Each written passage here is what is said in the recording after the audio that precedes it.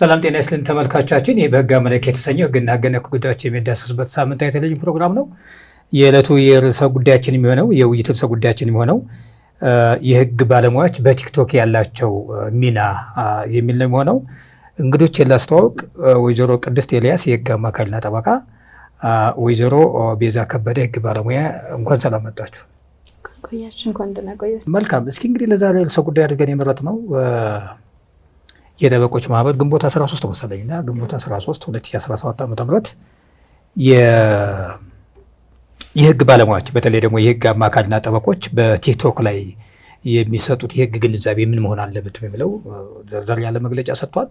እሱን ወደኋላ የምንመጣበት ይመስለኛል። እንደው ግን እንዴት ነው ይሄ?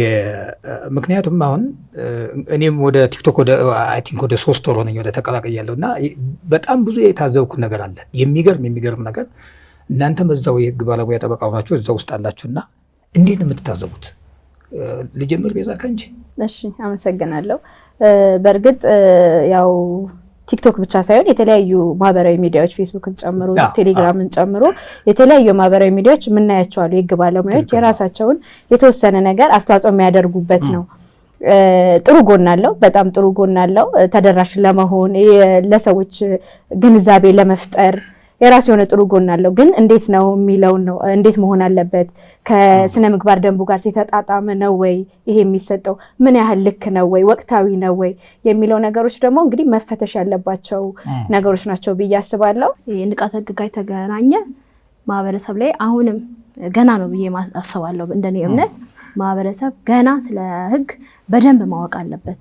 መብትና ግዴታውን አውቋል ወይ? አሁን ላይ ማህበረሰብ ካለን ጥናት ያስፈልገዋል። ግን እኛ እንግዲህ አሁን ላይ በዛ ዘርፍ ነው ያለነው፣ ንቃተ ህግ ሰጠን ነው። አሁን ከዛ ግን ካገኘሁት ፊድባክ ማህበረሰቡ ስለ ህግ ምንም ያውቀው ነገር የለም። ስለ መብቱም ስለ ግዴታውም አያውቅም። እና ይሄ አሁን ላይ ጠበቆችም ሆኑ ሌሎች ጠበቆች ሳይሆኑ ህጉ ላይ ያሉ እንዳለ ወጥተው እንኳን ማህበረሰቡን ቢያስተምሩ እንኳን በቂ አይደለም ብዬ ማሰብ ሰው ነኝ። ሁሉም ሰው የተቻለውን መጠን ህግ መጀመሪያ ከማስተማር ነው የሚጀምረው። ህጉን ማህበረሰብ ሲያውቅ ነው የሚጀምረው ህጉን ተግባራዊ ለማድረግ። ለማህበረሰቡ ስል ማህበረሰቡ እዛ ህግ አስፈጻሚውም እዛው አለበትና ህግ አስፈጻሚውም ራሱ የህዝቡን የሚመራውን ህዝብ መብትና ግዴታ ማወቅ አለበት። ለነሱም ይጠቅማል፣ ለማህበረሰቡም ለሁሉም የሚጠቅም ነገር ነው። መሰል ነው መግለጫውም እንግዲህ ግንቦት 13 የወጣው መሰል የሚል ነገር ነው የሚለው። ቲክቶክን እና መሰል ነው የሚለው። መሰል ሲል ፌስቡክን፣ ቲክቶክን፣ ሌሎች ሚዲያዎችን ጨምሮ እኛ እንግዲህ ሮል ሞዴል አድርገን አራያ አድርገን የምናያቸው ባለሙያዎች ነበሩ። እኔ አሁን በእኔ እድሜ ማውቃቸው በጣም እነሱን እያየሁ እንደነሱ አይነት ባለሙያ ብሆን ብዬ ማስባቸው ባለሙያዎች ነበሩ። ቴሌግራም ላይ ፌስቡክ ላይ ሲያጋሩ የነበሩት። አሁን ቲክቶክ መጣ እንጂ ቀድሞ የተጀመሩ ነገሮች ናቸው ከዚህ በፊት። አሁን ቲክቶክ ሲመጣ ሞር ትኩረት ሳበ። ሞር ህዝብ ደግሞ ከማንበብ ይልቅ ሞር ማዳመጥን እንወዳለን፣ ማየት እንወዳለን። ለዛ ህዝቡ በደንብ ህግን ማዳመጥ ጀመረ። ከዛ ውጪ ግን በጣም ብዙ ቀድመው የጀመሩ በጣም እናከብራቸው ለማህበረሰብ በተቻላቸው መጠን ለማህበረሰብ ብቻ ሳይሆን ለኛም ለባለሙያ የሚጠቅሙ የህግ ግንዛቤዎችን ሲሰጡ የነበሩ የቆዩ ሊመሰገኑ የሚገቡ ባለሙያዎች አሉ። እነዛ ማበረታታት ተገቢ ነው። ለግንዛቤ ብቻ ሳይሆን አሁን እየመጡ ያሉ ትውልዶች የሆነ የሚያዩት አራያ የሚያደርጉት ሰው ሊኖር ይገባል። አንድን ልጅ ምን መሆን ትፈልጋለህ ሲባል ቲክቶከር ወይ ደግሞ የሆነ ነገር ተሳዳቢ ሊል ይችላል። ለምን ሞር እየታየ ያለው ሞር ትኩረት እየሳበ ያለው እንደዚህ አይነት ነገሮች የሆኑ እንዳይሆን ሙያ ላይ የተሰማሩ ሰዎች የራሳቸው ሙያ ይዘው ሲወጡ ማህበረሰብን በዛ ዙሪያ ሲያገለግሉ አራያ መደረግ ራሱ ትልቅ ነገር ነው እና ባላንስ ያደርገዋል ብዬ አስባለሁኝ። ከትምህርቱም ባለፈ ባለሙያዎች ሲወጡ የተማሩ ሰዎች ሌሎች በየራሳቸው ዘርፍ ማህበረሰብን ለማስተማር ለመንቃት ሲወጡ ልጆች ገና እያደጉ ያሉ ልጆች አራያ የሚያደርጉትን ሰው ያገኛሉ። ስለዚህ በጣም የሚደገፍ ነው። ያ ማለት ግን መደረግ ያለባቸው ጥንቃቄዎች አሉ። ማህበረሰብን ለማንቃት ሲባል ደግሞ ወደ ስህተት ወደ መጥፎ ነገር እንዳንመራ ጥንቃቄ በደንብ የሚያስፈልገው ዲሲፕሊን ሊኖረው የሚገባ ትኩረት የሚፈልገው የሚመራው የሚያየው ሰው የሚቆጣጠረው ሰው ያስፈልጋል። ስለዚህ ይህንን ታሳቢ አድርጎ እዛ ላይ ትኩረት አድርጎ መስራት ተገቢ ነው።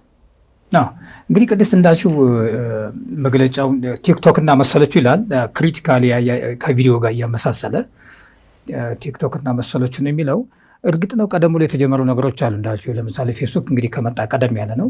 ኦልሞስት ወደ 10ዎቹ ዓመት ነው የሚሆነው ወደኛ እንኳን በደንብ መጠቀም ከጀመረ። እንግዲህ ቲክቶክ በባህሪው አጫጭር ቪዲዮ ስለሆነ ሰው ከሚያነብልቅ አጫጭር ነገሮችን መስማትና ማዳመጥ ለምዷል። ይሄ ፕላትፎርም ደግሞ ለአጫጭር ቪዲዮዎች የተዘጋጀ ፕላትፎርም ነው እና እሱን መነሻ በማድረግ ሆነን ለመናገር አሁን እንደም ገጥሞች ከሆነ እኮ ባለጉዳዮችም እኮ በቲክቶክ እኮ እንደዚህ ነገር አለ እንደዚህ ተባለ እውነት ነው ወይ የማይል እኮ የለም። አሁን የሆነ ነገር በቲክቶክ የህግ ጉዳይ ተነስቶ ያልገባው ካለ ደውሎ ይጠይቃል። ከየትም ቦታ ነው ደግሞ የሚገርመኝ፣ ከየትም ቦርደር ነው የሚጠይቀው። እሱን ስትመለከች በቃ በእርግጥም ፕላትፎርም በጣም ክሪቲካል ወሳኝ ነው ማለት ይቻላል። እንግዲህ ለህግ ግንዛቤ ብቻ ሳይሆን ሌሎች መሰል ነገሮች የህግ ግንዛቤ ብቻ አይደለም፣ እንግዲህ ሌላ ነገር ሊኖር ይችላል የሚጠቅም ነገር ማለት ነው። ስለዚህ ምንድን ነው ይህንን ግን በወጉ መጠቀም ያስፈልጋል ነው። አሁን እኛ እንግዲህ ወደ መግለጫውም እንመጣበታለን። ማህበረሰቡን በዛ ልክ እየነቃ ነው ብሎ መግለጽ ይቻላል። በጣም የሚገርም መነቃቃት ነው ያለው፣ የሚገርም መነቃቃት። በተለይ ደግሞ አንደርስታንድ የሚያደርጉት ውጭ ያለው ማህበረሰብ ሳይሆን እዛው ገብቶ የሚያው ቪዲዮ የሚሰራ እነዚህ የህግ ጉዳዮች የሚሰራ በቲክቶክ በሚገባ ይገነዘበዋል። በሚገባ ነው የሚረዳው። አውትሳይደሩ ላይረዳ ይችላል እንጂ በየቀኑ የሆነ ቪዲዮ ሲሰራ የማይጠይቅ የለም ከየትም ሀገር። እኔ በጣም ነው የሚገርመኝ። በጀመርኩበት በዚህ በአጭር ጊዜ የጠየቅኩት ምንድን ነው ይህን ያህል ኢምፓክት አሳድሯል ነው። በነገራችን ላይ የጠበቆች ማህበር መግለጫ ከመስጠቱ በፊት በዚህ ምንድን ነው ይሄ የህግ ባለሙያው ጠበቃው በቲክቶክ ላይ ምንድን ነው ማድረግ ያለበት፣ ምን አይነት ይዘቱ ምን ሆነ አለበት ፕሮግራም ለመስራት እያሰብ ነበር መግለጫው የተሰጠውን ለመናገር እና ይህም ቢሆን ግን በአግባቡ በጥንቃቄ መታየት አለበት የሚለው ጉዳይ ያስማማል። በጣም ነው የሚያስማማው። ግን ደግሞ ዝም ብሎ ምልሽ አንዳንዴ የተመለከቱት ባለሙያ ያልሆነ ሰውም ይገባል። ባይዞይ ላይ ገጥማችሁ ይችላል። ባለሙያ ያልሆነ ሰው ለመተንተን ይሞክራል። ልክ በዛ ባለሙያ ባልሆነ ሰው ደግሞ የሚሰጥ ትንታኔ ሌላውን ሰው ነው የሚያሳስተው። በዛ መልኩ እኮ የፍርድ ቤቱን ክርክር የገጠመውን ጉዳይ እኮ ልፍታ ብሎ ከላይ ከታይ የሚል ሰው ይኖራል። ስለዚህ በዛ ልክ ጥንቃቄ መደረግ እንዳለበት ምንም የሚያስማማ ጉዳይ ነው። አሁን በጣም የተለመደ የመጣ ነገሮች አሉ። ምንድናቸው? ልክ ባለሙያ ሳንሆን ልክ እንደ ባለሙያ በተለይ ደግሞ ሐኪም ሳይሆን ቁጭ ብሎ ማብራሪያ የሚሰጣል። ይሄንን ለእንደዚህ አይነት በሽታ እንደዚህ አይነት ነገሮች ተጠቀሙ፣ ለእንደዚህ አይነት ነገር ይሄን ተጠቀሙ። ይሄ በጣም የተለመደ የመጣ አሰራር ነው። ይሄኛውም ሙያውም የህግ ሙያውም የዛ አንዱ ሰለባ እየሆነ ይመስለኛል። እንዳሉ ሆነው ማለቴ ጥሩ ምክር የሚሰጡ አሉ፣ የሚያስተምሩ አሉ። ነገር ግን እንዳልከው አልፎ ባለሙያ ሳይሆኑ እንዲሁ ከሆነ ነገር ይነሳሉ፣ ከራሳቸው ይነሳሉ፣ ወይ ደግሞ ከሚዲያ ከሚያዩት ነገር ላይ ድምዳሜ ላይ መድረስ እየታየ የመጣ ነገር ነው።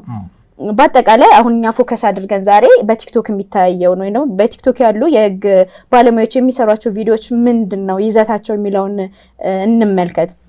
አሁን እንደኔ እይታ እንዲሁ ስገመግመው አሉ የተወሰኑ። አሁን ለምሳሌ በሶስት ብንከፍላቸው አንዳንዶቹ አሉ በቃ በትክክልም ራሳቸውን አብቅተው ቲክቶክን ሙያቸውን ወይም ደግሞ ይሄ የህግን ሙያ ተደራሽ ለማድረግ አስበው የሚሰሩ ራሳቸውን የሚያበቁ የሚያነቡ በቂ ዝግጅት አድርገው የሚቀርቡ ባለሙያዎች አሉ። እነሱ አሉ ሊመሰገኑ የሚገቡ፣ ለሌሎቹ ደግሞ ምሳሌ መሆን የሚችሉ አሉ። ሌሎቹ ደግሞ ልክ እነኛም ባለሙያዎች ወይም ደግሞ ሌሎቹም ባለሙያዎች የሚሰሩት ስህተት ካለ ስህተትን በመንቀፍ አንዳንድ ነገሮች ድክመቶች ካሉ ድክመትን በማጉላት ደግሞ የተጠመዱ ባለሙያዎች አሉ እዚሁ ቲክቶክ ላይ የህግ ባለሙያዎች ነው። ሌሎቹ ደግሞ ምን አይነቶች አሉ? እይታን ብቻ ታርጌት አድርገው ቪው ለማግኘት ወይም ደግሞ ብዙ ፎሎወሮችን ለማግኘት ብቻ ታርጌት አድርገው የሆነ ልብ አንጠልጣይ ነገር ለምሳሌ በፍጹም የማይገናኝ ሊሆን ይችላል ከሚናገሩት ነገር ጋር ወይም ደግሞ ከህጉ መንፈስ ጋር የማይሄድ ነገር ርዕስ ይሰጣሉ። ርዕስ ሰጥተው ምንድነው ታርጌታቸው? እይታ ለመሳብ ነው ወይ ደግሞ ፎሎወሮች ለመሳብ ወይም ደግሞ በዛ አጋጣሚ የተለያዩ ስራ ማግኛ መንገድ አድርገው ደግሞ የሚጠቀሙ ባለሙያዎች አሉ። ነገር ግን በዋናነት ማየት ያለብን እነኝን ነገሮች በሙሉ ልክ እንደሌላ ሙያ አሁን ለምሳሌ ሁሉም ሙያ የራሱ የሆነ እንትናዎች አሉት። ይሄ ኮድ ኦፍ ኮንዳክት አለው። አዎ አንዳንድ ሙያዎች ግን በባህሪያቸው ምንድነው እዛው ላይ ብቻ አሁን ለምሳሌ አንድ የእግር ኳስ ተጫዋችም የራሱ የሆነ የሙያ ስነ ምግባር አለው አይደለ? ግን ሜዳው ላይና ውጪ ሲያደርገው ደግሞ የተለያየ ሊሆን ይችላል። ግን የህግ ባለሙያዎች በብዛት እንደዛ አይደለም። አሁን ለምሳሌ አንድ የፍርድ ቤት ዳኛ እኔ በቃ ሙያዬን ማክበር ያለብኝ እዛው ፍርድ ቤት ካለው ብቻ ነው የሚል ነገር አይደለም። አንዳንዴ ተቋሙን ሪፕሬዘንት አድርገን እንሄዳለን። በግል ላይፋችን ያንን ነገር ስነ ምግባሩን ወይም ደግሞ የሚጠበቅብን ነገር ማንጸባረቅ መቻል አለብን። እኔ ዳኛ ነኝ፣ ነገር ግን እንደፈለኩ መሆን እችላለሁ። እኔ ዲሲፕሊን የሚያስገድደኝ እዛ ችሎት ላይ ነው ማለት ተገቢነት የለውም። እንደዚህ ነው የህግ ባለሙያ ምንድነው በምንሄድበት በሙሉ ያንን ነገር ማንጸባረቅ መቻል አለብን። ምክንያቱም ትልቅ ኃላፊነት ነው ያለብን፣ ትልቅ የእምነት የሚጣልበት ስራ ነው። ጠበቆችም እንግዲህ አንደኛው ስራ የፍትህ ስርዓቱን ማገዝ ነው፣ ህግ ማስከበር ነው። ስለዚህ እነሱም ከዚሁ ይሄ እንግዲህ የነሱ አዋጅ ለማስፈጸም የወጣ የስነ ምግባር አለ። በግልጽ እሱ ላይ የተቀመጡ ነገሮች አሉ። እነሱን ቲክቶክ ላይ ሲሰሩ ሊሆን ይችላል፣ እንዲሁም በሌላ ባለ ጉዳዮቻቸውን ለማስተናገድ ሊሆን ይችላል፣ ወይም ደግሞ ለባለ ጉዳዮቻቸው ውክልና ይዘው ሲቆሙ ያንን ከዛ መርህ መውጣት የለባቸውም የሚል እይታ አለኝ። አብሯቸው የሚጓዝ ነው እንጂ እዛው ላይ እስካለ ብቻ የምንለው የሙያ ባህሪ አይደለም። የኛ ባህሪ በባህሪው ማለት ነው። ቤዚ እንዳነሳችው ህግ ባለሙያ ስራ ቦታ ውጪ በግል ህይወቱ ስነ ምግባር ሊኖረው እንደሚገባ ይታወቃል። በግል ህይወቱ ስነ ምግባር ያለው በህዝብ ዘንድ አመኔታ ሊያገኝ የሚችል ባህሪ ያለው መሆን ያለበት።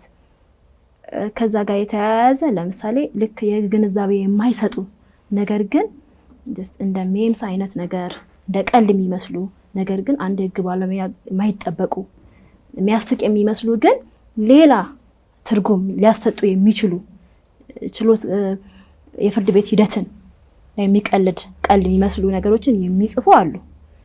ማስተማር ብቻ አይደለም፣ ማስተማር ላይ ብቻ ሳይሆን ሌሎች ቀልድ ነገር የሚመስሉ ግን የማይወክሉ ህግ ባለሙያ የማይጠበቁ ነገሮች የሚጽፉ እዛ ላይም ትኩረት መደረግ አለበት። ሌላው አሁን ቲክቶክ ስላለ መሰል ተግባርን ብሎ ቲክቶክ ስለተገለጸ ምንድነው ቲክቶክ ብዙ ጊዜ እውነት ለመናገር ትክክለኛ ነገር ከምታስተምረው ይልቅ ተሳሳት ቪዲዮ ቫይራል የመውጣት በጣም አለው። ቫይራል በጣም ነው የሚወጣው ተሳሳት ያለ ነገር ነው። ግን አንድ ባለሙያ ከምንም በላይ ዝግጅት ማድረግ አለበት። በቂ ዝግጅት፣ እርግጠኛ መሆን አለበት። የኛ ህግ ደግሞ ምንድነው የህግ በተፈጥሮ ምንድነው ብዙ ህግ አለው። ህግ መጽሐፎች አሉ። በዚህ ጋር የተናገርከው የሆነ ነገር ለማንሳት ስትፈልግ በሌላ አነጋገር ደግሞ የተጻፈ ህግ ሊኖር ይችላል። የተሻረ የሰበር ውሳኔ ልናነሳ እንችላለን። ስለዚህ በጣም ትኩረት አድርጎ አፕዴት ራስን አድርገ ዝግጁ አድርገ ማቅረብን ይጠይቃል። በአንድ ጊዜ 2 ሚሊዮን 3 ሚሊዮን እይታ ልታገኝ ትችላለህ። እሰየው በደንብ አድርገህ ዝግጅት አድርገህ ካስተምረህ ከሆነ ያገኘው ሰው ቀላል አይደለም። በአንዴ ብዙ ማህበረሰብን ስለዛ ጉዳይ አስጨበጥክ እውቀት ወረዲ እነዛ ሰዎች ሰምተው ጨርሰዋል ማለት ነው። 3 ሚሊዮን ወደ ሚሊዮን ሰዎች ውጤታማ ሆናል። ምክንያቱም እዚህ ጋር ህግ ንቃተ ህግ ትምህርት ልሰጥ ነው ብለህ ብትሰበስብ አንድ ሰው መሰብሰብ አትችልም።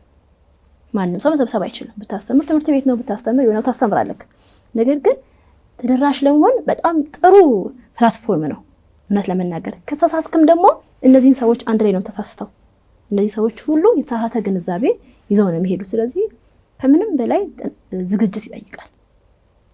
አሁን ላይ ካለን ጊዜ አንፃር በቂ ዝግጅት ለማድረግ በቂ ነው አይደለም የሚለው ከግንዛቤ ወስደን ብዙ ቪዲዮ ከመስራት ይልቅ ዝግጅት ያለው ትክክለኛ የሆነ ትኩረት አድርገን ሰተነው ሙያዬ ብለን ከያዝ ነው በቲክቶክ ማስተማር ጀስት የሆነ ነገር እይታን ለማየት ቶሎ ለመሰብሰብ ሳይሆን አንደኛ ዓላማችን መሆን ያለበት ግንዛቤ ለማስጨበጥ ነው።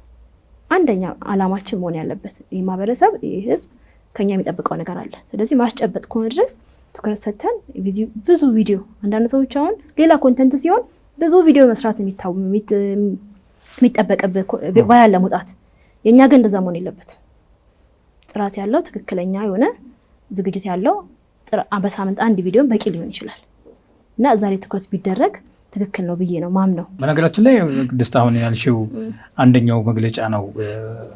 በቂ ጥናትና ንባብ ሳይደረግ ፕሮግራሞችን የቪዲዮ ፕሮግራሞችን መስራት የሚለው አንደኛው ነውና እንደውም በዛ ላይ ምሳሌ ተጠቅሷል። ለምሳሌ ፖሊስ ያለ መጠሪያ ተጠርጣሪ ይዞ ሊያስር አይችልም በሚል የተሰራው ቪዲዮ ላይ አንድ የፖሊስ አባል ምላሽ ተሰጥቶበታል የሚል ነገር ነው።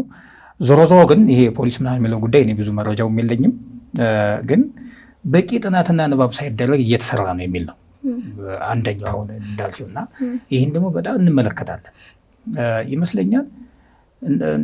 እንደ ሀገር ባለሙያውም እኔ ብዙ ነው ብዬ አላስብም፣ ግን ስንመለከት የተሰማራውም በቁጥር ቀላል የሚባል አይደለም። አንዳንድ ደግሞ የሌለ ነገር መልሽ ያንን ሰምቶ ባለ ጉዳይ የተሳሳተ ክርክር አድርጎ ምናልባት ወይ መዝገብ የሚዘጋበት ካልሆነ የፍርድ ባለዕዳ የሚሆንበት እንደ አጠቃላይ ተሸናፊ ቢሆን ሞራል ቢሆን የሚጎዳበት አይነት ነገሮች አንዳንድ እንትኖች አሉ። ስለዚህ የጠበቆች ማህበር እውነት ለመናገር በደንብ የተመለከተው ነው የመሰለኝ ለማለት ፈልጌ ነው። የጠበቆች ማህበር እንግዲህ በዋናነት ለጠበቃ መብት የቆመ ቢሆንም ነገር ግን እነሱ የሚሰሩት ነገሮች ምን ያህል ከስነ ምግባር ደንቡ ጋር የተጣጣመ ነው የሚለውን በሚገባ መከታተል አለባቸው ብዬ አምናለሁ።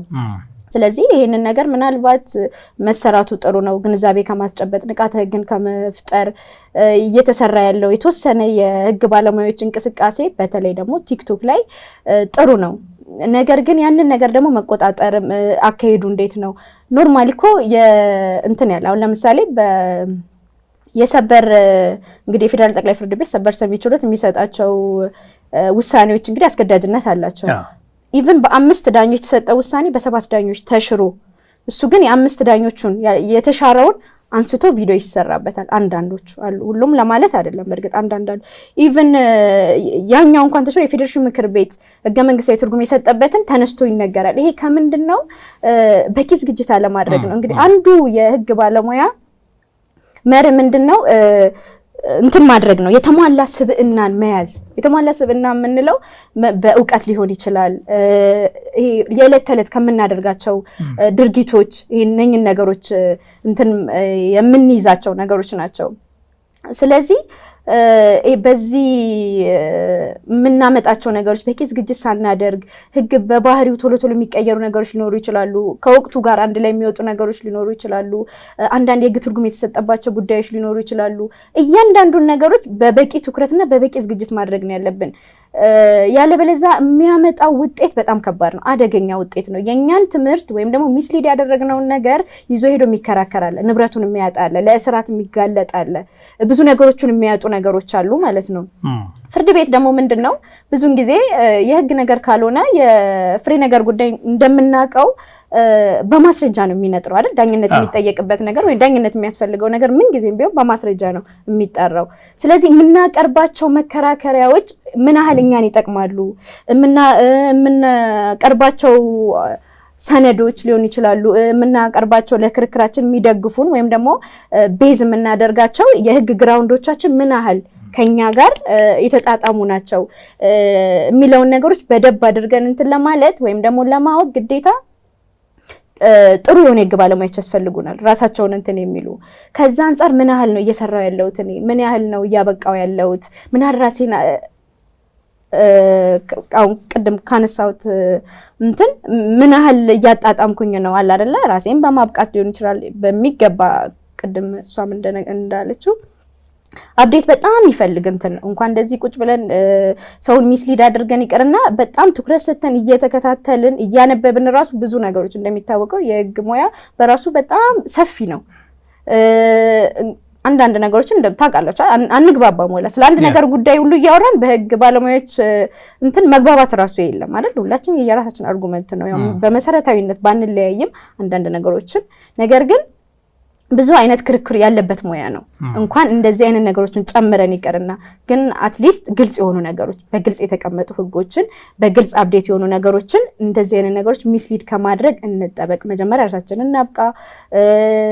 ደግሞ ይሄ የስነ ምግባር መሪዎችን ወይም ደንቦችን በሚገባ አፕላይ እናደርግ በሙያችን ማለት ነው። ከመግለጫ ውስጥ አንዱ ደግሞ የተጋነነ ርዕስ በመስጠት እንደውም አንዳንድ ያጋጥሟቸው ከሆነ አዲስ የውርስ ህግ ወጣ ይባላል በልሽ ኦፍ ኮርስ እንግዲህ አንዳንዴ እንዳልሽው 5 ዳኞች የተሰየሰጡበት ውሳኔ በ7 ሊሻሻል ይችላል። ከዛ በኋላ ደግሞ በፌዴሬሽን የሚሻርበት ሁኔታ አጋጣሚ ያለና እንግዲህ ህግ ቤዚካሊ ህግ የምንለው በፓርላማ የወጣውን ነው። ይሄ የሰበር ሰሚ የሚሰጣቸው ውሳኔዎቹ እንደ ህግ ይቆጠራሉ ነው።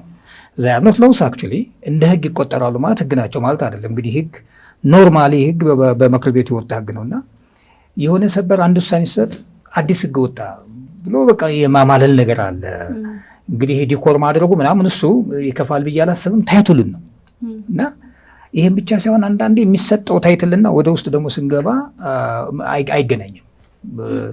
ቀልብ ለመሳብና ብዙ ተከታይ ለመሰብሰብ የሚደረጉ የተሰሩ ያሉ ቪዲዮዎች አሉ የሚል አንደኛው መግለጫ ነውና ገጥሟቸው የሚያውቁ ከሆነ ከሱ ላይ አንዳንድ ነጥብ ምንድነው በቅርብ የገጠመኝ እንግዲህ አንድ እንደዚሁ ዘመድ ነገር ደውለው በጣም የገረመኝ ነገር መፍራት እስከ 25 ዓመት እንደሚያስቀጣ አላቅም ነበር ነገር አለችኝ ማለት ነው። ስለ ህግ እያወራን ምናምን አልኳት። ለእኔም አዲስ ነው ነገሩ። መፍራት 25 ዓመት ድረስ ያስቀጣል አይደል? አረ አሁን ነው በቲክቶክ ያየሁት ባክሽን አንቺ ማታቂም እንደ ምናምን ነገር ብላ ከዛ ያው ዲቴል እንትን አላልንም ብቻ ወደ ሌላ ርዕስ ገባን። ከዛ በኋላ ስትነግረኝ ምንድነው የሆነው እንዳልከው አጓጊ የሆነ ርዕስ ይሰጣል። መፍራት 25 ዓመት ያስቀጣል። መፍራት እስከዚህ ዓመት ድረስ ምን መፍራት? አንዳንድ ሰው አሁን በተለይ ቲክቶክ እንግዲህ ኪዲያንቺም ታውቂያለሽ የበለጠ ምን አይነት እንትኖች አሉ ቶሎ ማሳለፍ አለ። ርዕሷን የሆነ ነገር እናነባለን ትግስት የለውም በብዛት ቲክቶክ ላይ የሚታይ ነገር እና ብዙ ሰው ያሳልፋል። እንዲህ አይኑ የህግ ባለሙያ ነው ኦኬ እንደ መፍራት ምን መፍራት ምናምን ገብቶ ዲቴል ላይ ይችላል። ግን እሷ እንዲታይላት ወይም ደግሞ የሆነ ሰው እንዲታይለት እንደዚህ ብሎ ርዕስ ይሰጣል። ይሄ ርዕስ ግን ምን ያህል ነው? ምንድነው እሱ ትክክልነቱ? ስለምንድን ነው የሚወራው? አሁን እንደዚህ አይነት ርዕሶችን መስጠት አግባብ ነው ወይ? ምክንያቱም ይሄ በጥብቅ መከተል የሚገባን የስነ ምግባር መርህ ቢኖር በህግ ባለሙያዎች ነው። እንዳልኩክ ነው አሁን ቀደም አንድ የእግር ኳስ ተጫዋች መከተል ያለበትን እንትን እዛው ሜዳው ላይ ከተከተለ ወይ ትሬኒንግ ቦታው ላይ ከተከተለ በቂ ሊሆን ይችላል። ውጭ ላይ እንደፈለገ ሊሆን ይችላል። ነገር ግን ይሄ የህግ ባለሙያዎች ዳኞችም፣ አቃቢ ህጎችም፣ ጠበቆችም ወይም ደግሞ ሌሎችም እንዲሁ በተመሳሳይ ህግ ሙያ ላይ ያሉ ሰዎች እስከ መጨረሻው የዕለት ተዕለት ተግባራቸው ይዘውት የሚሄዱ ነው። ልክ ቲክቶክ ላይ ሲመጣ ሌላ ማህበረሰብ መሆን የለበትም።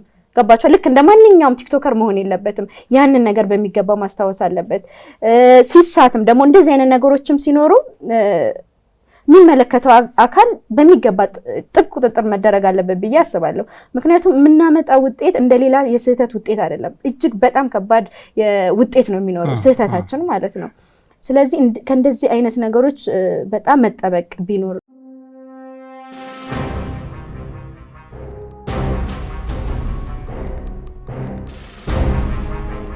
እንደዚህ አይነት ነገሮች አደገኛ ናቸው። ቀላል የሚመስሉ ናቸው። አሁን እኔ ቪዲዮውን ባላየውም አላየሁትም፣ ግን መፍራት 25 ዓመት ያስቀጣል ሲባል ኦኬ እኛ ሀገር ላይ ላስገዶ መድፈር ነው ለካ ትንሽ ዓመት የሚያስቀጣው። ለገደለ ግን እንደዚህ ነው። ለመፍራት እንዴት 25 ዓመት? ስለዚህ መንግስት ቫልዩ አያደርገውም ማለት ነው ሚል አስተሳሰብ ይዞ ይመጣል። አሁን አንተ የሆነ እኔ አሁን ብዙ ጊዜ ቪዲዮ ስሰራ የሆነ ዓመት እንደዚህ ካልኩኝ ሁልጊዜም ኮሜንታችን ምንድነው ኢትዮጵያ ሲጀምር ምን ጋር ላይ ይባላል። እሱ የተለመደ ነገር ነው እና ደግሞ ዓመቱን ደግሞ ከነገርክ እንዴት ለዚህ ወንጀል እንደዚህ ሆኖ እንዴት ለዚህ ወንጀል እንደዚህ ይሆናል? ገባ? ስለዚህ መፍራት 25 ዓመት ብለው የሪአል ህግ ላይ የሌለ ማለት ነው ብለ ትኩረት ስበ እይታን አይተህ አግኝተህ አንተ ፎሎ ሰብስበ እዛ ጋር ግን ማህበረሰቡ ምንድነው የሚያስበው? መፍራትን እንደዚህ አድርጎ ይሄን ወንጀል ግን ከባድ ወንጀል ነው ግን እንደዚህ አድርጓል። ስለዚህ በዚህ ወንጀል ዙሪያ መንግስት ትኩረት አያደርግም፣ ጋውጪው ምንም አልመሰለው ብሎ ያልፋል። እኛ ትኩረት ምን ሰጠው ነገር ነው ህዝቡ ትኩረት የሚሰጠው። አንዳንድ ጊዜ እውነት እዛው ርዕስ ላይ ትኩረት ማድረግ ነበረብን ስትለው ግራ ነው የሚገባክ። ትኩረት መደረግ የነበረባቸው ርዕሶች ይቀሩና አነጋጋሪ እውነት እኔው መግለጫው ትክክል ነው ብዬ ነው ማምነው። አነጋጋሪ የሚያደናግሩ ትኩረት ቀልብን ለመሳብ ብቻ ትኩረት ያደረጉ ርዕሶች ይሆናሉ። ማስተማር ያለብን ግን ማህበረሰቡ በጣም ማወቅ የሚፈልግበት ርዕሶች አሉ። ሲደወልልህ ታውቃለህ። ከሚደወልልህ ስልክ አብዛኛው ስልክ ማህበረሰብ የሚፈልገው ምክር ምን አይነት ምክር ነው ይታወቃሉ፣ ግልጽ ናቸው። ግን ማህበረሰቡ ይሄን ያክል ትኩረት አድርጎ ማወቅ የማይፈልግባቸው የተቀመጡ ተጠቅመን እንኳን ማናቃቸው ህጎች አሉ። እኛ እንኳን ተጠቅመን ማናቃቸው ህጎች እነዛ ግን ተሳብ ይወጣሉ። ትኩረት ያደረጉት እውነትም መግለጫው እንዳለው ቀልብን ለመሳብ ፎሎ ለመሰብሰብ ትኩረት ያደረጉ ናቸው። ቲክቶክም የሚያበረታታው እሱ ነው መጥፎነቱ። ሁክ የሚባል ነገር አለ። ይሄ የመጀመሪያው ደቂቃዎች ቀልብን የሚስቡት ሁለት ኦዲየንስን የሚስቡ ካልሆኑ ሰዎች ቪዲዮን ስክሮል ያደርጋሉ።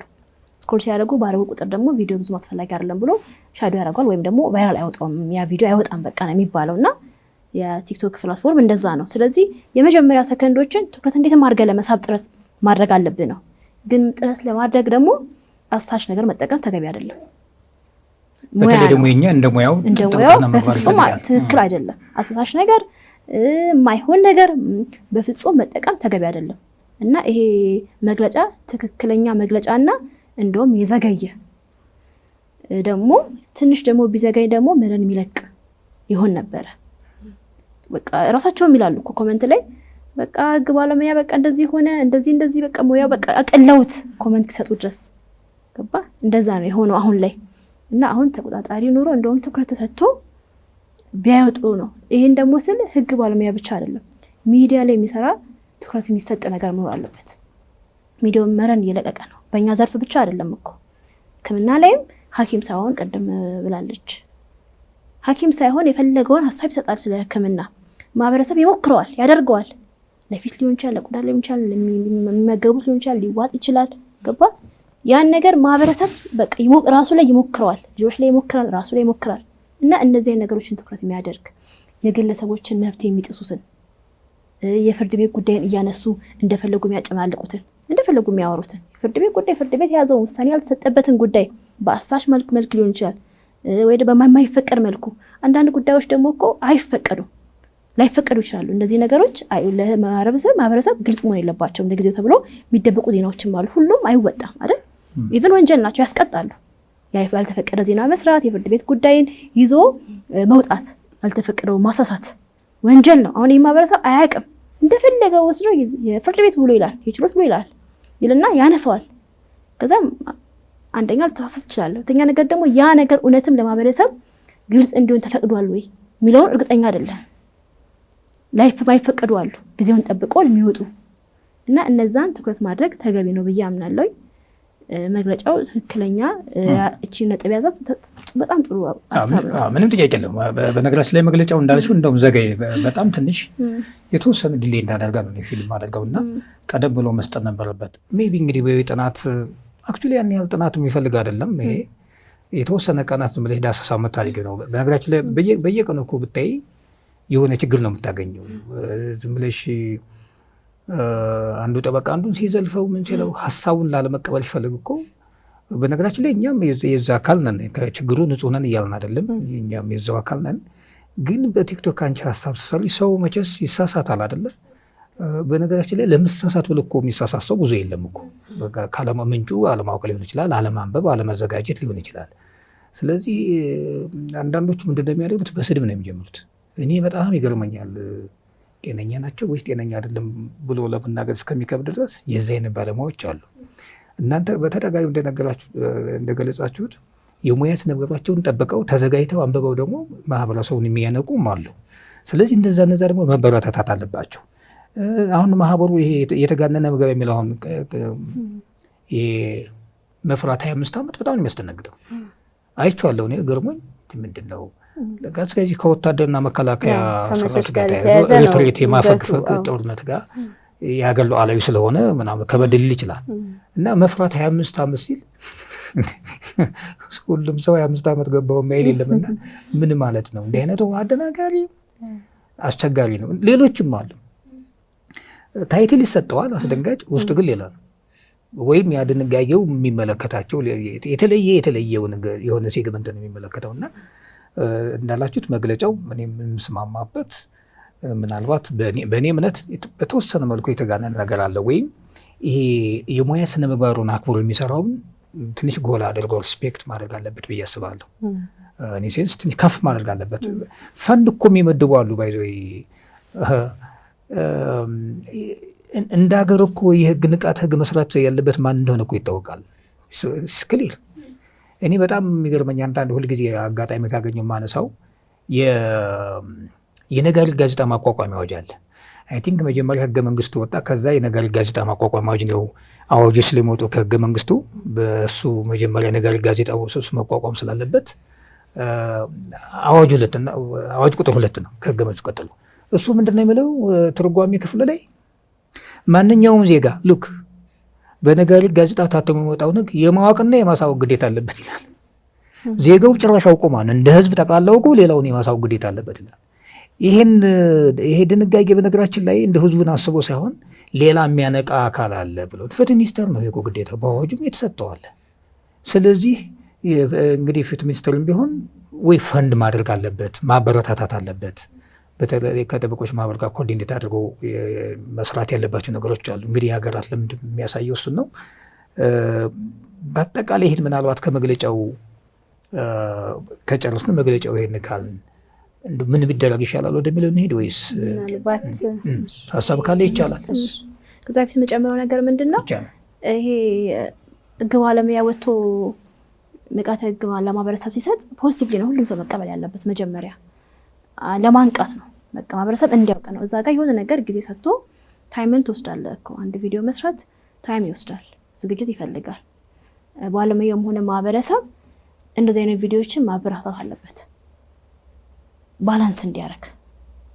ትምህርታዊ የሆኑ ቪዲዮዎች ብዙ ሁኔታ ሳያገኙ ትኩረት ሳያገኙ ቀርተው ሌሎች ደግሞ የሚቀፉ ለመስማት የሚያስጠሉ ቪዲዮዎች ግን ትኩረት አድርገው መነጋገሪያ የሚሆኑት ማህበረሰቡ ራሱ ትኩረት ስለማያደርግ ነው። ትምህርታዊ የሆኑ ቪዲዮዎችን ህግም ብቻ አይደለም፣ ሙያ ያላቸው ጥሩ ተሰጥኦ ያላቸው ልጆች ቲክቶክ ላይ ወይም ሌሎች ፕላትፎርም ላይ ሲመጡ በቃ ስራዬ ብሎ ፕላትፎርም ነገ የኔ ልጆችም እዛ ሚዲያ ላይ ሲመጡ የሚቀፍ ነገር መጠበቅ የለበትም።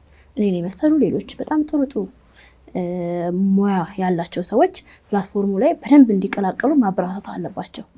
ባለሙያውም ደግሞ ሌላው ባለሙያ ሲሰራ ማበረታታት ነው ያለበት።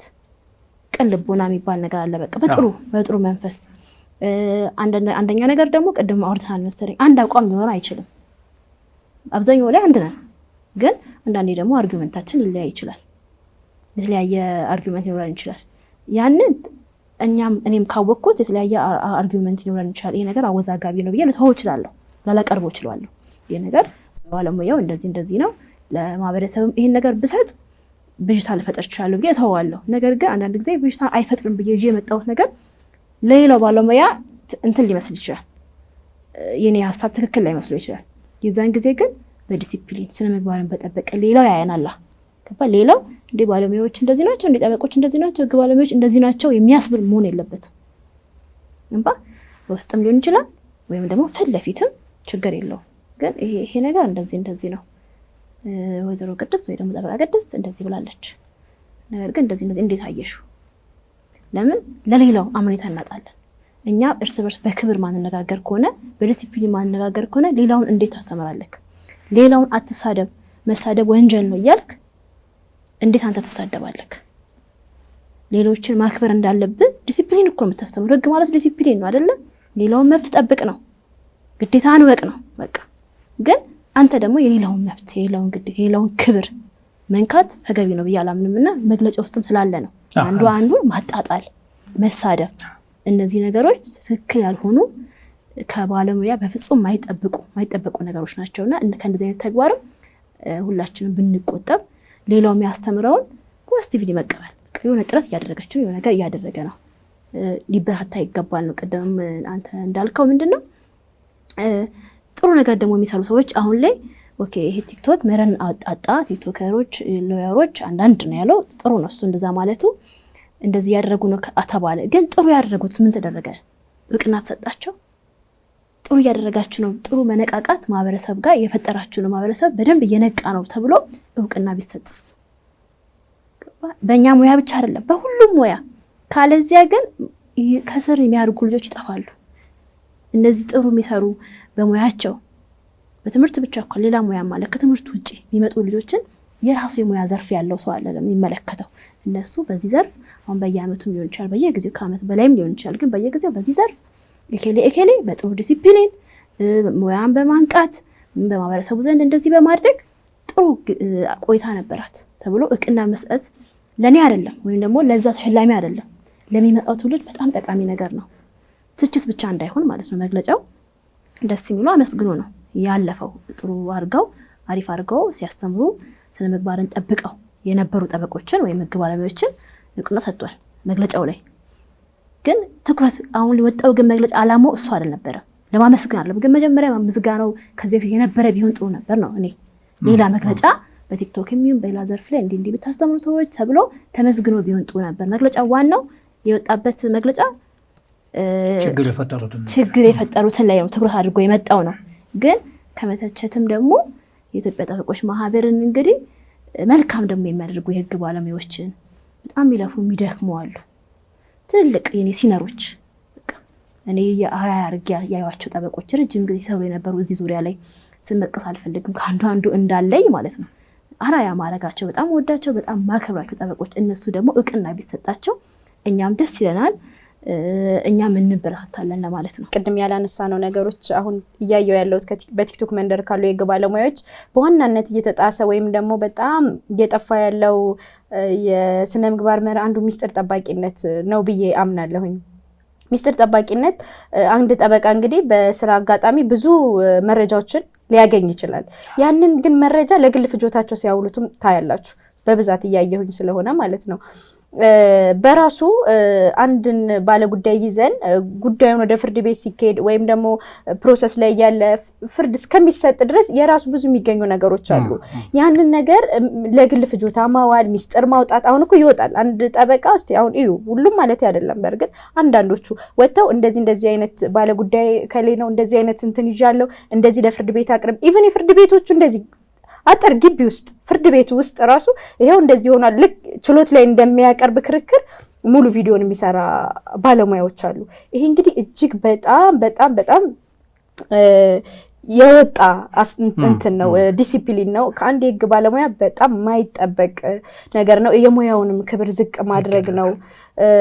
ከዚህ አንጻር እንግዲህ የበለጠ ጥንቃቄ ቢደረግበት ምን ሰራ ቲክቶከር ላይም በተወሰነ መንገድ ምን ሞክርም ይህንን ነገሮችን በጣም በመሰረታዊነት መጠበቅ አለብን። ምክንያቱም አንድ እንትን እንኳን ብንመለከት አንድ የፍርድ ቤት ውሳኔ መቼ ነው ፐብሊክ ዶክሜንትስ ሊሆን የሚችለው፣ ምን አይነትስ ውሳኔ ነው ፐብሊክ ዶክሜንት መሆን የሚችለውን የሚለውንም ደግሞ እንግዲህ ማሰብ አለብን። ምክንያቱም ሁሉም እንትኖች እኮ እኔ ማስረጃዬን ፍርድ ቤት ተከራክሬ ለእንት እንዲወጣብኝ ላልፈልግ እችላለሁኝ አይደል እንዴ? ስለዚህ ከዛ አንጻርም ማሰብ ያለብን ነገር ይመስለኛል ብዬ አስባለሁኝ። ዝም ብሎ ሚስጥር የማውጣትም ነገር ለራሳቸው ለግል ፍጆታም የሚያውሉት እንትኖች አሉ። ልክ ነው። ወደ መፍትሄው ምናልባት እንሂድ። ምንድነው የጠበቆች ማህበር እንግዲህ ሌላ የሚመለከተው ባለድርሻም ካለ ወይ ከጠበቆች ማህበር ጋር ኮኦርዲኔት አድርጎ የቁጥጥር ስርዓቱ የሚዘረጋበት መንገድም ካለ እሱን ብንመለከት አይሻልም? እንግዲህ የጠበቆች ማህበር መግለጫውም ላይ የሀገራት ልምዶች አሉ የሚል ነገር እሳቤ አይቻልም። መጀመሪያ አካባቢ መግለጫው እንደሚታወቀው ደግሞ ልምድ ልውጦች አሉ። ወደ አፍሪካ ሀገርም ወደ አሜሪካን ሀገርም ማህበሩ ሲንቀሳቀስ አይቻለሁ እና በፌስቡክ ገጻቸውም ሲያስተዋውቁ አይቻለሁኝ። በጣም የሚገርመው ነገር የአፍሪካ ሀገሮች እነሱ የሚያውቋቸው አይ ቲንክ ኬንያ በተደጋጋሚ ነው የሚሄዱት። ዩጋንዳና ኬንያ የሚያደርጉት በጀት የህግ ማህበሩ እውቅና የሚሰጣቸው ቲክቶከሮች አሉ። ስለዚህ እነሱን ፈንድ ያደርጋል፣ ያግዛል።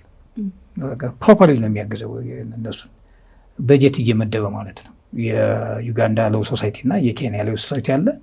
እነዚህ በጣም ጠንካሮች ናቸው ቲክቶክን በመደገፍ። እንደውም አንዳንዶቹ ምንድነው የሚያደርጉት? በነገራችን ላይ ማህበሩ ራሱ ቲክቶክ ይከፍታል። ለምሳሌ ይሁንኛ የኢትዮጵያ የህግ ባለሙያዎች የጠበቆች ማህበር የህግም ሊሆን ይችላል፣ ሌሎች ማህበሮች ህግን የሚመለከተው የራሳቸውን ቲክቶክ ከፍተው ወይ የሚያደርጉት ምንድን ነው? ለምሳሌ ካናዳ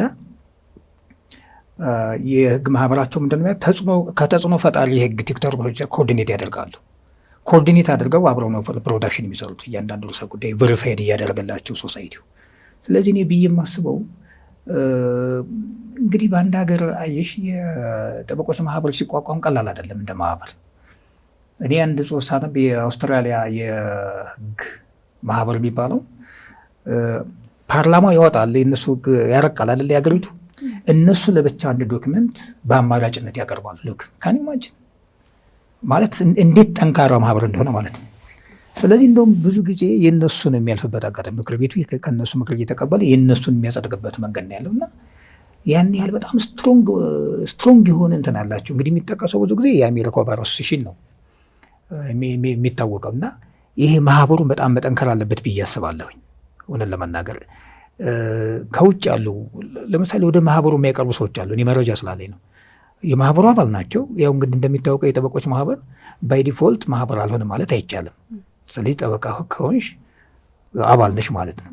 ስለዚህ አንዳንዴ በቃ አባል ነኝ ለክፍያ ብቻ የሚሄዳሉ፣ ግን ብቃት ያላቸው ብዙ ነገር ጥናትና ምርምር ሰርተው መስጠት የሚችሉ እነዛን ማቅረብ ያስፈልጋል። አንዳንዴ የዚህ አይነት እኔ ፐርሰናል ቪው ነው፣ የዚህ አይነት ነገር አለ አለማቅረብ ሰዎችን። ስለዚህ አቅርቦ እነሱን መጠቀም ያስፈልጋል። አሁን በመግለጫው መሰረትም ቢሆን ዋይ ነው ጠንከር ያለ ቲክቶክ ከፍቶ አንደኛ ኦቨርቪው ለማድረግ ለመመልከት በጣም ይመቸዋል። ሁለተኛ ደግሞ አየሽ ዝም ብሎ ባለሙያ ያልሆነው ሰው ዝም ብሎ ወይም እንደው ለብ ንባብ ላይ ዝም ብሎ የሚያቀርበውም በሂደት እየወጣ ይሄዳል ነው። ስለዚህ እኔ የጠበቆች ማህበር በዛ መንገድ መቃኘት አለበት ብዬ አስባለሁ በእኔ እምነት። ኦኬ፣ በትክክል የጠበቆች ማህበር እንግዲህ ጊዜ ሰጥቶ እንግዲህ አይቶ ቪዲዮዎችን ትኩረት አድርጎ ጥቆማም ደርሶኛል ነው ጥቆማም ደርሶታል ብዬ ነው ማስበው እና ጥቆማ ደርሶት በጥቆማ መሰረት ቪዲዮዎችን አይቶ ገምግሞ ነው መግለጫ ያወጣውና ለዛም ሊመሰገን ይገባል። ከዛ ውጪ ምንድነው የበለጠ ደግሞ ለመስራት ደግሞ አሁን ያላቸው ስነ ምግባርን ጠብቆ ከሚሰሩ ጠበቆች ጋር ደግሞ ኮላቦሬት አድርጎ መስራት እነሱ ፍትህ ሚኒስቴር ራሱ ከነዚህ ጠበቆች ጋር መስራት ምክንያቱም ኢንተረስት አለኝ ብለዋል። በቃ እያስተማሩ ነው። ተተው ጊዜ ፍላጎት አላቸው ማህበረሰብን ማንቃት። እንደዚህ አይነት ፍላጎቶች ደግሞ መበረታታት አለበት። ግዴታ ኖሮበት አይደለም፣ የሆነ ሰው ገፍቶት አይደለም። ግን እኔ አሁን ለምሳሌ አቃቢ ጎኜ ነው ማህበረሰብን ቲክቶክ ላይ ማስተማር የጀመርኩት ማንቃት የጀመርኩት ጥቂት ከሚባሉ ሰዎች ውስጥ ነው ሲጀምር እና እዛ ጋር አቃቢ ጎኜ ማገኘው ምንም ነገር የለም። በዘዋዋሪ በቀጥታም ሆነ በዘዋዋሪ ምንም የማገኘው ጥቅም የለም።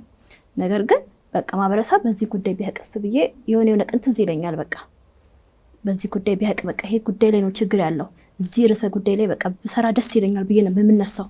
ስነሳ ተራ ነገር ላይ ግን ንብረት ሲያጡ ንብረት ሲያጡ መብታቸው ሲነፈግ ምናምን በቃ ኦኬ ይሄን ስለማያውቁ ነው። ይሄ ግን ተራ ነገር እኮ ነው። ቀለል አድርጌ ማስተማር እችላለሁ ብዬ ሳስተምር ጥሩ ነገር ጥሩ ፊድባክ አገኘሁ። በቃ በጣም ደስ አላቸው።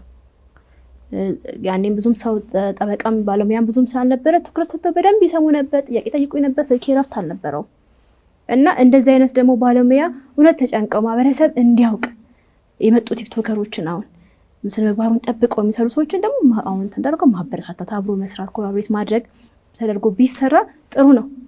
አሁን ላይ ወንጀል ሲሰራ ወንጀሉን ይዞ ሼር ማድረግ ማጋራት ጉዳይ መነጋገሪያ ከሚሆን ቀድሞ ትምህርት ስታስተምር ያስጠነቀቅክ ነው። ይሄ አመት ይሄ ወንጀል ከጣስክ ይሄን ግዴታ ካልተወጣክ ይሄን ካደረክ ወይ ካደረክ ወንጀል ያው አለማድረግም ነው ወይ ማድረግ ነው አይደለ? እና እነዚህ ነገሮችን ስትሳረቅ ይሄ አመት ታሰራለክ፣ ይሄ አመት ትቀጣለክ ስትባል ይሄን ነገር ካላወቅ ይሄን ነገር ታጣለህ ንብረትህን፣ ይሄን ቀድመ ማድረግ አለብህ ነው አይደለ ትምህርቱ። እና እዛ ላይ ትኩረት ቢደረግ የሚመለከተውም ተቋም በትክክል ኤንጆም ሊሆን ይችላል መንግስታዊ የሆነ ድርጅትም ትኩረት አድርጎ ከኛ ጋር አብሮ ለመስራት ሊሆን ይችላል።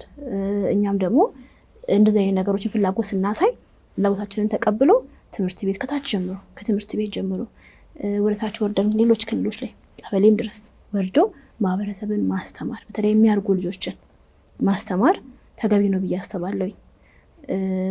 እና ደግሞ ከእንትን ውጪ ደግሞ ከስነ ምግባር ውጪ የራስን ኢንተረስት አላማ ያደረገ ማስታወቂያ የሚመስል ቪዲዮዎች ስራ ለማግኛ ብቻ ማስታወቂያን አሁን ጠበቃ አገልግሎት ተብሎ የሚሰሩ ጠበቃ አገልግሎት ማግኘት ከፈለጉ ምናምን አይፈቀድም ለኛ የኛ ሙያ።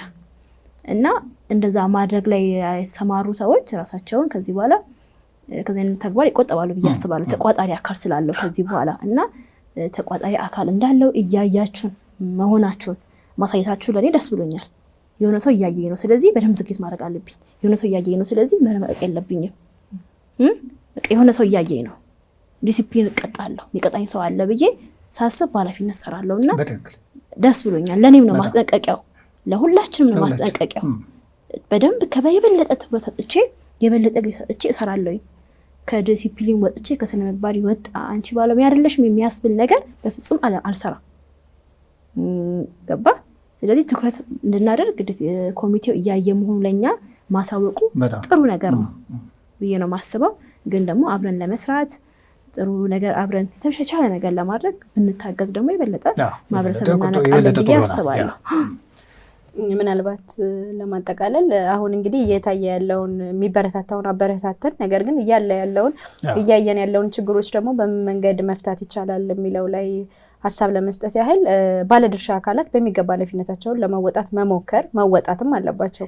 ለምሳሌ ጠቅላይ አቃቤ ሕግ ከጥብቅና ፍቃድ ጋር በተያያዘ ፍቃድ የሚሰጠው የሚያድሰው፣ በአጠቃላይ ጥብቅና አገልግሎቱን የሚቆጣጠረው ጠቅላይ አቃቤ ሕግ ነው። ስለዚህ እሱም በድርሻው ኃላፊነቱን መወጣት፣ ከዚህ ጋር መስጠት ብቻ አይደለም፣ ማደስ ብቻ አይደለም፣ ያለውን ሂደት መቆጣጠር።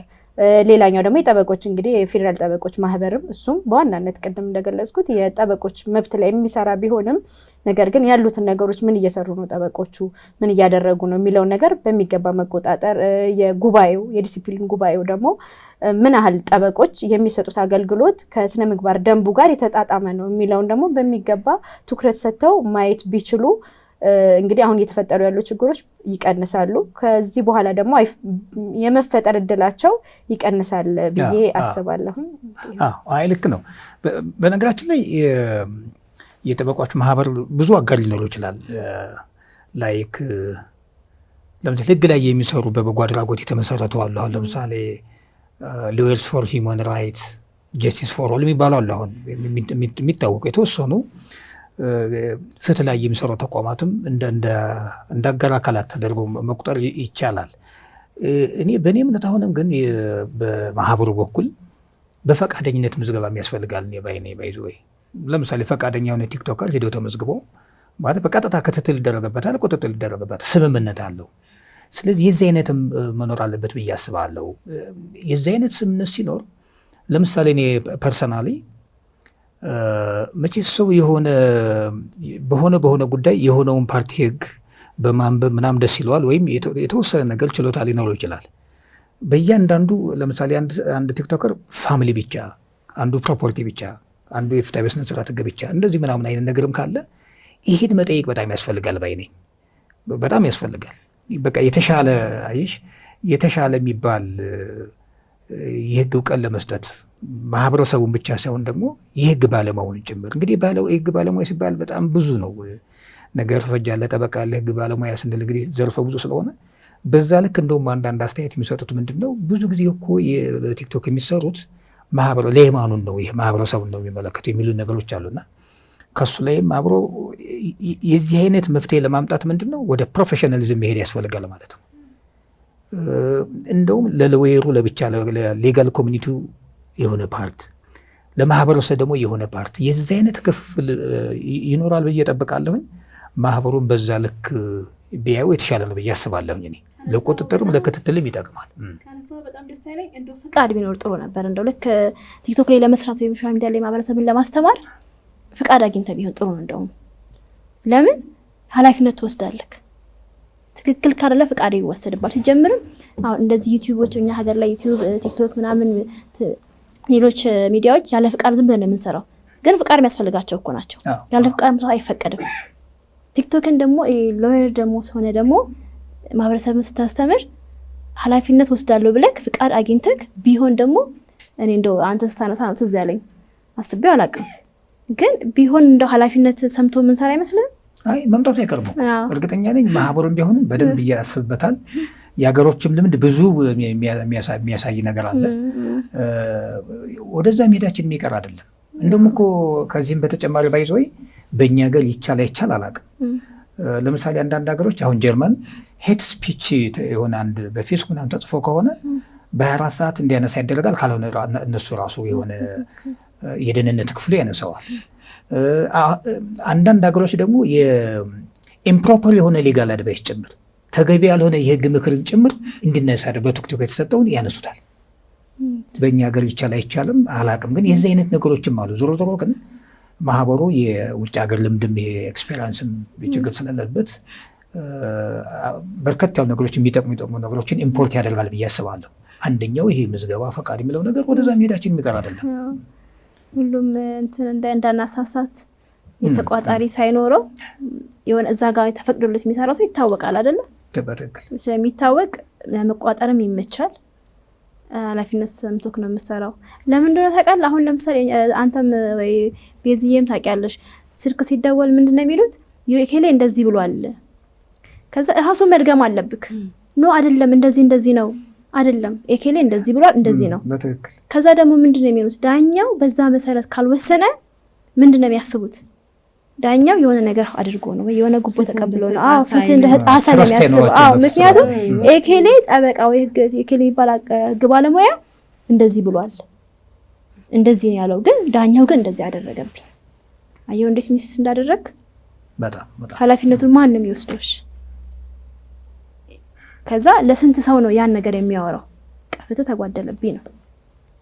እና ስለዚህ በጣም ኃላፊነት የሚጠይቅ ኮንተንት ነው ብዬ ነው የማስበው። እንግዲህ የህግ ባለሙያዎች በቲክቶክ ያላቸው ሚና በሚለው ርዕሰ ጉዳይ ላይ እውነት ለመናገር በጣም ደስ የሚል ውይይት ነበር ያደርግ ነው። ስለነበረን ቆይታ እጅግ አድርጌ አመሰግናለሁ። እኛም እናመሰግናለን።